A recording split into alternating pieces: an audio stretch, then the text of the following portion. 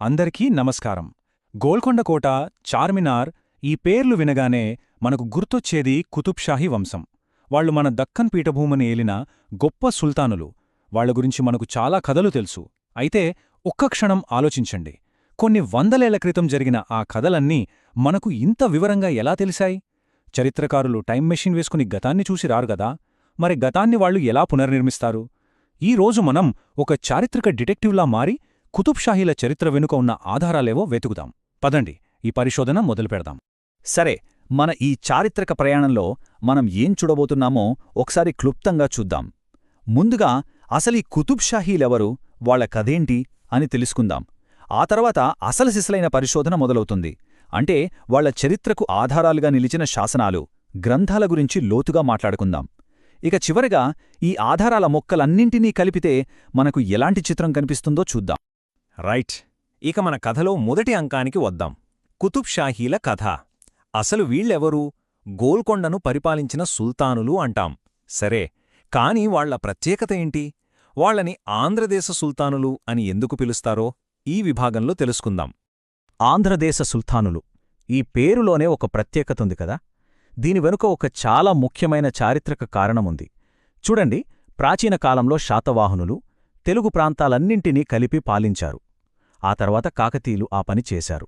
వాళ్ల తర్వాత మళ్లీ చాలా కాలంపాటు తెలుగు నేలంతా ఒకే గొడుగు కిందికి రాలేదు. ఆ తర్వాత మూడోసారి తెలుగు మాట్లాడే ప్రజలున్న ప్రాంతాలన్నింటినీ ఏకం చేసిన ఘనత ఈ కుతుబ్షాహీలకే దక్కుతుంది. అందుకే వాళ్ల పాలన మన చరిత్రలో అంత ప్రత్యేకమన్నమాట. మరి వీళ్ల కథ ఎప్పుడు, ఎలా మొదలైంది? అంతకుముందు దక్కన్ను బహమనీ సుల్తానులు పాలించేవాళ్లు. ఆ పెద్ద సామ్రాజ్యం బలహీనపడి ఒక పెద్ద అద్దం పగిలి 5 ముక్కలైనట్టు 5 చిన్న రాజ్యాలుగా విడిపోయింది. ఆ 5 ముక్కల్లోంచి పుట్టుకొచ్చిన ఒక రాజ్యమే మన గోల్కొండ. దీన్ని క్రీస్తుశకం 1518లో సుల్తాన్ కులీ కుతుబ్షా అనే ఆయన స్థాపించారు. ఓకే, ఇప్పటిదాకా మనం ఏం జరిగింది అని చూసాం. ఇప్పుడు అసలు సిసలైన ప్రశ్న దగ్గరకొస్తున్నాం. అదంతా జరిగిందని మనకెలా తెలుసు? కొన్ని వందలేళ్ల క్రితం జరిగిన విషయాలు మనకు ఇంత వివరంగా ఎలా తెలుస్తున్నాయి? చరిత్రకారులు గతాన్ని మన కళ్ల ముందుంచడానికి ఎలాంటి ఆధారాలు వాడతారు? ఇక్కడే అసలు మజా ఉంది. అవును, ఇదే $1 మిలియన్ ప్రశ్న. కుతుబ్షాహీల పాలన, వాళ్ల విజయాలు, వాళ్ల సంస్కృతి, వీటన్నింటి గురించి మనకు చెప్పే ఆధారాలు ఏంటి? చరిత్ర అనేది ఒక పెద్ద పజిల్ అనుకుంటే దాన్ని పూర్తి చేయడానికి మనకు దొరికిన ముక్కలేవి? ఇప్పుడు ఆ పజిల్ ముక్కల్ని ఒక్కొక్కటిగా బయటకు తీసి పరిశీలిద్దాం. చరిత్రకు లభించే ఆధారాల్లో కొన్ని చాలా నమ్మకమైనవే ఉంటాయి. వాటిలో మొదటివి శాసనాలు, అంటే రాళ్లమీద, రాగి రేకుల మీద చెక్కిన రాతలు.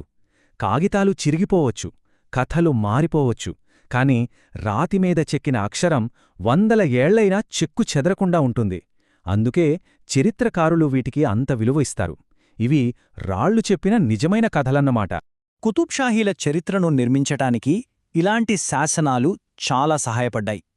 ఉదాహరణకు ఈ జాబితాలో ఉన్న బాద్షాహీ అషూర్ఖానా శాసనముంది కదా, అది మనకు ఫలానా రాజు ఫలానా సంవత్సరంలో ఈ కట్టడాన్ని నిర్మించాడు అని ఖచ్చితమైన తేదీలతో సహా చెప్తుంది. అలాగే దారుషిఫా శాసనం ఆ కాలంలోనే ఒక హాస్పిటల్ కట్టించారనే ఆధారాన్ని మనకిస్తుంది. అంటే ప్రతి శాసనం ఆ కాలంలోకి తొంగి చూడటానికి మనకు దొరికిన ఒక కిటికీ లాంటిదన్నమాట.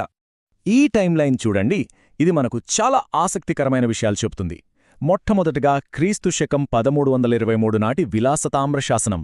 ఇది నిజానికి కుతుబ్షాహీల కాలం కన్నా చాలా పాతది. మరి ఇది ఇక్కడెందుకుంది అనుకుంటున్నారా?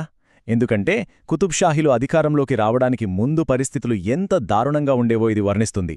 అప్పటి సుల్తానుల పాలనలో ప్రజలు పన్నులతో, అణచివేతతో ఎలా బాధపడ్డారో ఇది చెబుతుంది.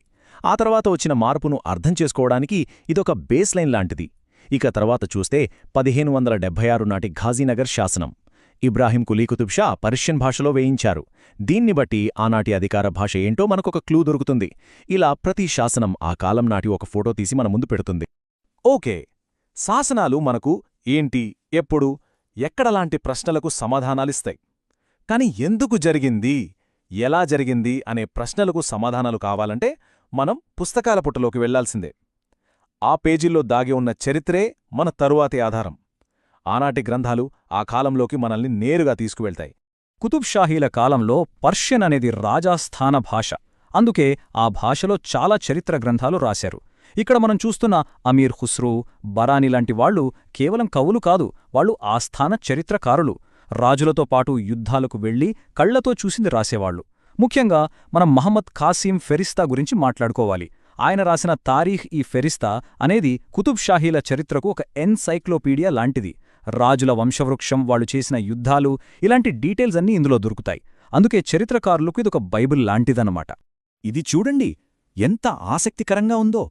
ఆ కాలంలోనే, అంటే కొన్ని వందల ఏళ్ల క్రితమే, ఫెరిస్టా అనే గొప్ప చరిత్రకారుడు తన గ్రంథంలో మన తెలంగాణ ప్రాంతాన్ని తిలాంగ్ అని రాశాడు. ఈ ఒక్క చిన్న మాటతో మనకు ఆ కాలంలో ఈ ప్రాంతానికి ఉన్న గుర్తింపు ఏంటో స్పష్టంగా అర్థమవుతుంది. పేర్లు కూడా చరిత్రను చెబుతాయి అనడానికి ఇంతకన్నా మంచి ఉదాహరణ ఏముంటుంది? రాజులు, యుద్ధాలు గురించి పర్షియన్ గ్రంథాలు చెప్పితే, మరి ఈ సామాన్య ప్రజల సంగతేంటి? వాళ్ల జీవితాలు ఎలా ఉండేవి? ఆ విషయాలు మనకు తెలుగు కావ్యాలు, ఇంకా విదేశాల నుంచి వచ్చిన యాత్రికుల రచనల వల్ల తెలుస్తాయి. పున్నగంటి తెలగనార్య రాసిన యయాతి చరిత్ర లాంటివి అచ్చతెలుగులో రాసిన కావ్యాలు. ఇవి ఆనాటి తెలుగు భాష, సంస్కృతిని చూపిస్తాయి. ఇక టావెర్నియర్, బార్నియర్ లాంటి ఫ్రెంచ్ యాత్రికులు, వాళ్ళు ఇక్కడికి వ్యాపారం కోసం వచ్చి వాళ్ళు చూసిందంత డైరీలలో రాసుకున్నారు. గోల్కొండ వజ్రాల గురించి, ఇక్కడి మార్కెట్ల గురించి, ప్రజల పండగల గురించి అన్ని వివరంగా రాశారు. ఇవి ఒక బయటి వ్యక్తి కోణంలోంచి మన చరిత్రను చూపిస్తాయన్నమాట. రైట్. ఇప్పటిదాకా మనం డిటెక్టివ్ లాగా శాసనాలు, గ్రంథాలు, యాత్రికుల రచనలు, ఇలా రకరకాల క్లూస్ సేకరించాం. ఇప్పుడు ఈ ఆధారాలన్నిటినీ ఒకచాట పెట్టి ఈ పజల్ సాల్వ్ చేస్తే కుతుబ్ షాహీల గురించి మనకి ఏమర్థమవుతుందో చూద్దాం. ఈ ఆధారాలన్నీ కలిసి మనకి ఎలాంటి చిత్రాన్ని చూపిస్తున్నాయో చూసేద్దాం. సో మన దగ్గరున్న ఆధారాలన్నీ ముక్తకంఠంతో చెప్పే మొదటి విషయమేంటంటే, ఈ గొప్ప సామ్రాజ్యానికి పునాది వేసింది సుల్తాన్ కులీ కుతుబ్ షా. ఫెరిస్టా లాంటి చరిత్రకారుల రచనలు ఈ విషయాన్ని చాలా బలంగా, స్పష్టంగా ధృవీకరిస్తున్నాయి. ఆయనే బహమనీల నుంచి విడిపోయి గోల్కొండను ఒక స్వతంత్ర రాజ్యంగా నిలబెట్టారు. ఇక వాళ్ళ పరిపాలనకు కేంద్రం మనందరికీ తెలిసిన గోల్కొండ. కానిక్కడో చిన్న ట్విస్ట్ ఉంది. మనకు దొరికిన ఆధారాలేం చెప్తున్నాయంటే, గోల్కొండ అసలు పేరు మాన్కల్. ఈ పేరు మనకు కాకతీయుల కాలం నుంచి వాడుకలో ఉన్నట్టు తెలుస్తోంది. అంటే ఈ ప్రాంతానికి కుతుబ్షాహీల కన్నా చాలా పాత చరిత్ర ఉందన్నమాట. మతపరంగా చూస్తే కుతుబ్షాహీ సుల్తానులు షియా ఇస్లాంను అనుసరించారు. ఇది చాలా ముఖ్యమైన పాయింట్.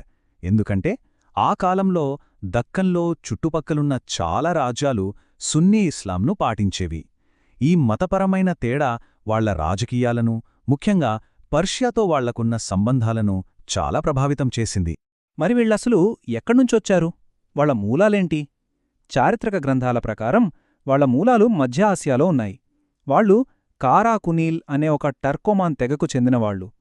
పర్షియన్ భాషలో కారా కునీలంటే నల్ల గొర్రె అని అర్థం. భలే ఉంది కదా పేరు. ఈ తెగవాళ్లే ఇక్కడికి వలస వచ్చి దక్కన్లో ఒక గొప్ప సామ్రాజ్యాన్ని నిర్మించారు. సరే, ఇప్పుడుదాకా మనం చర్చించుకున్నదంతా ఒక్కసారి ఈ టేబుల్లో క్విక్గా చూద్దాం. ఇక్కడ చూడండి, విలాసతామ్ర శాసనం ప్రజల కష్టాల గురించి చెప్తే, తారీఖ్-ఈ-ఫెరిస్తా దక్కన్ రాజకీయాల గురించి చెప్పింది. యయాతి చరిత్ర మన తెలుగు సంస్కృతి గురించి చెప్తే, టావెర్నియర్ లాంటి యాత్రికుడు ఇక్కడి ప్రజల జీవనశైలిని వర్ణించాడు. చూశారా? ఒక్కో ఆధారం ఒక్కో కోణాన్ని చూపించి అన్నీ కలిసి ఒక పూర్తి చిత్రాన్ని మన ముందు ఎలా ఉంచుతున్నాయో. ముగించే ముందు ఈ ప్రశ్న గురించి ఒక్క క్షణం ఆలోచిద్దాం. ఒకే ఒక కథ చెప్పటానికి ఇన్ని రకాల ఆధారాలు ఎందుకు కావాలి? సింపుల్. ఎందుకంటే చరిత్ర అనేది ఒకే యాంగిల్లో తీసిన ఫోటో కాదు. అది ఒక 360 డిగ్రీల వీడియో లాంటిది. శాసనాలు మనకు ఫ్యాక్ట్స్ చెప్తే, గ్రంథాలు కథను, యాత్రికుల రచనలు ఆ కాలం నాటి రంగులను మన కళ్ల ముందు ఉంచుతాయి. అన్నింటినీ కలిపి చూసినప్పుడే మనకు ఆనాటి ప్రపంచం నిజంగా ఎలా ఉండేదో ఒక స్పష్టమైన, సంపూర్ణమైన చిత్రం కనిపిస్తుంది. చరిత్ర అంటే కేవలం తేదీలు, పేర్లు కాదు. అది ఆధారాలను వెతికి, వాటిని కలిపి గతాన్ని అర్థం చేసుకునే ఒక అద్భుతమైన